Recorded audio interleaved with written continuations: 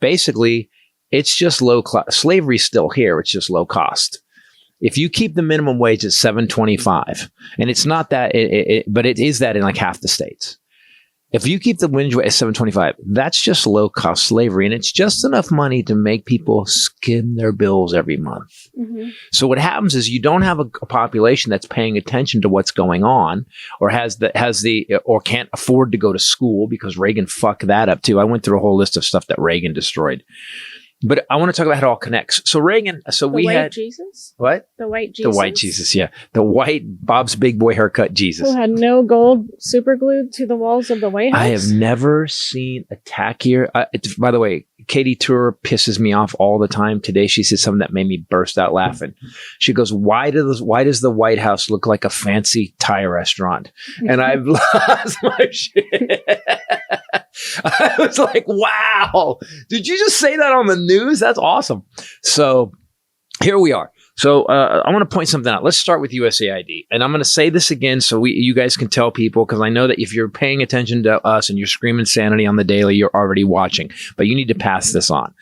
USAID currently has killed, estimated, and this is the Lancet, 1.7 million people this year alone.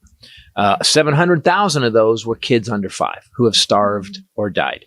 Because USAID helped with medicine, it helped with birth control, it helped with food, it helped with medicine, everything. Contraception, AIDS, all of this stuff, right. Early testing. We had inspectors that were on the ground checking for Ebola. USAID was a big deal. And people Disease go, yeah, why are we prevention? But why are we giving away free shit? Why do dumb people always say that? Well, let me point out what you're missing, dumb fucks. If we actually go ahead and feed Africa, let's say we'll take a country, any country, and we go, all right, you guys, your corrupt government is shitty, can't do it, you don't have the economic base, whatever it is. So we're going to send you guys $2 billion in food, which is literally one day of the Iran war. We're going to send you $2 billion in food to help your people. So here's what happens. That country now all of a sudden needs that $2 billion, right? So their leader goes, hey, what do you guys need to know, America?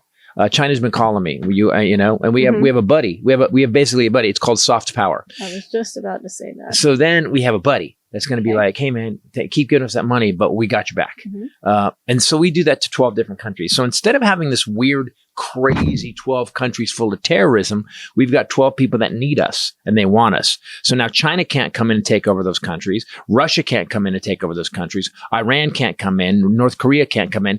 And we have a lock where basically we could put a base there if we need it, and we can help keep the world safe. Now, this is before dumb fucks running shit. So we've got that. That's how that works. So that's where that money was going. Now, would you rather that money be going to war, to killing American soldiers, or going to Lockheed and McDonnell Douglas and Raytheon?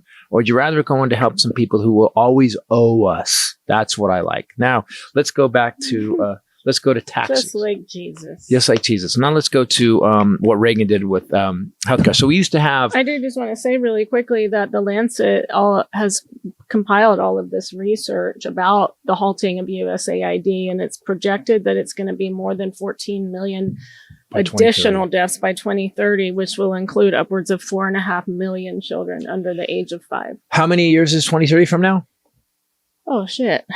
3.5. Yeah. Oh, my God. Yeah. It sounds so far away. So 14 million people in 3.5 years because this asshole and Elon fucking Musk went in and they killed children.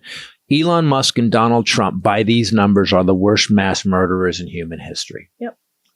So there we go. Let's go there. So now let's talk about what Reagan did with healthcare. So we used to have mental care facilities in America. And basically what they did, they took care of people that were insane. We actually subsidized that because it kept them off the streets.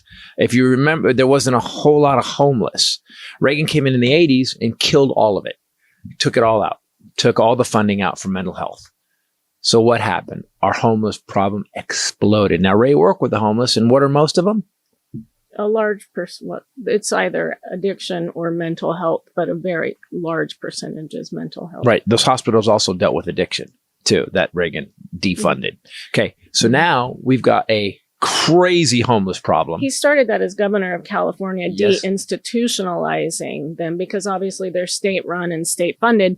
But then he became president and he cut funds and slightly altered the laws, making it nearly impossible for these hospitals to continue. Right. So he's now cut. And by the way, this is He something repealed Jimmy Carter's Mental Health Systems Act exactly. in his omnibus So bill. this is the thing that that Eisenhower expanded social programs. He was a Republican. Because what happened was Eisenhower had a sense of duty because he was a soldier. So what Eisenhower did was like, well, my job as president is to take care of the American people. And to you people out there that vote Republican, that think that I ain't giving shit away for free. Hey, asshole, it's for you too. Do you understand? Do you understand that healthcare is for you too? You're not just giving it to a bunch of libtards.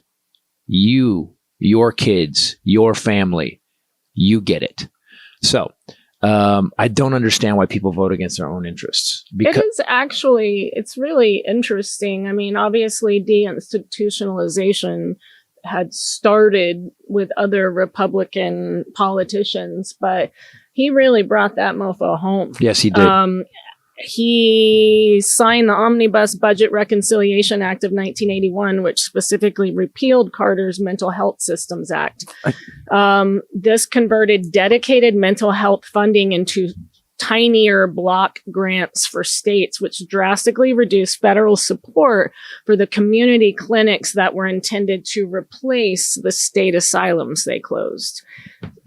Policy changes and funding cuts resulted in mass release of patients from these hospitals under Reagan, who no longer had community-based care. And today, these policy shifts are cited as the major catalyst for our systemic crisis of homelessness and untreated mental illness. Didn't I just say this? I know, but I feel like didn't I just say this? I feel like because Ken is making me collaborate on these podcast clips on Instagram. And while I never read comments, I am getting notifications watching you guys argue with each other, which is actually kind of pretty interesting. But I do see that people are like, oh, you're just a shill for the leftist, whatever. You ain't funny. You never was funny. But it's, they just say, oh, you just repeat talking points. But it's actually, you can actually go find research to back everything up. We were in bed last night. Did you happen to look over my shoulder what I was reading? Mm-mm.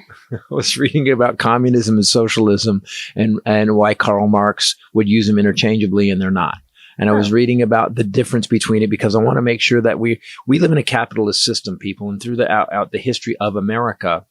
Well, I'm gonna keep citing Eisenhower because Eisenhower, I think, had it at its best. Although FDR did too. FDR was really great at expanding the social safety net. However, at that time, it was post-Depression, and in the Depression, we needed it.